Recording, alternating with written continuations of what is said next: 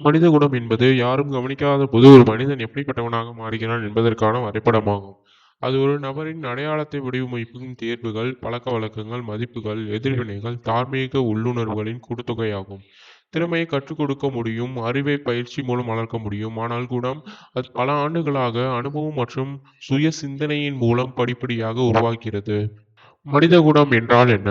மனித குணம் என்பது உங்கள் நடத்தைக்கு பின்னால் உள்ள நிலையான வடிவமைப்பு ஆகும். இது ஒரு தனிப்பட்ட செயலைப் பற்றியது அல்ல, மாறாக காலப்போக்கில் மீண்டும் மீண்டும் செய்யப்படும் செயல்களைப் பற்றியது. உணர்ச்சிகள் மனதின் வானிலை என்றால், குணம் என்பது அதன் தட்பவெப்பநிலை.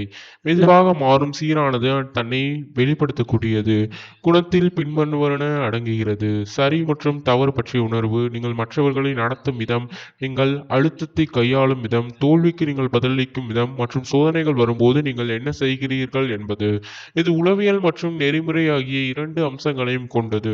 இது உயிரியல், வளர்ப்பு முறை, சூழல் மற்றும் தனிப்பட்ட தேர்வு ஆகியவற்றின் சங்கமாகும். குணம் மற்றும் ஆளுமை. மக்கள் பெரும்பாலும் இந்த இரண்டையும் குழப்பிக் கொள்கிறார்கள், ஆனால் அவை வெவ்வேறு பாத்திரங்களை வகிக்கிறது. ஆளுமை என்பது நீங்கள் எப்படி தோன்றுகிறீர்கள் என்பது. குணம் என்பது நீங்கள் யார் என்பது. ஆளுமை என்பது நடத்தையில் வெளிப்படுகிறது. அதிகம் பேசுபவர், அமைதியானவர், துணிச்சலானவர், வேடிக்கையானவர். ஆனால் குணம் என்பது நன்னெறிகளில் வெளிப்படுகிறது. அதாவது நேர்மையானவர், விசுவாசமானவர், ஒழுக்கமானவர், இரக்கமுள்ளவர். ஆளுமை மக்களை ஈர்க்கிறது. குணம் அவர்களை தக்க வைத்துக் கொள்கிறது. ஆளுமை கதவை திறக்கிறது. உள்ளே சென்ற பிறகு நீங்கள் என்ன செய்கிறீர்கள் என்பதை குணம் தீர்மானிக்கிறது. குணத்தின் முக்கிய பரிமாணங்கள். குணத்தை சில உலகளாவிய பரிமாணங்களில் பகுப்பாய்வு செய்ய முடியும். ஒருமைப்பாடு. உங்கள் செயல்கள் உங்கள் மதிப்புகளுடன் பொருந்துகின்றனவா? பொறுப்பு. உங்கள் நடத்தைக்கு நீங்கள் பொறுப்பேற்கிறீர்களா?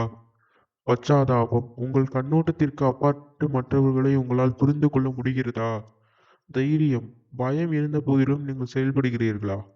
ஒழுக்கம். நீண்ட கால இலக்குகளுக்காக உங்கள் தூண்டுதல்களை உங்களால் கட்டுப்படுத்த முடிகிறதா? பணிவு.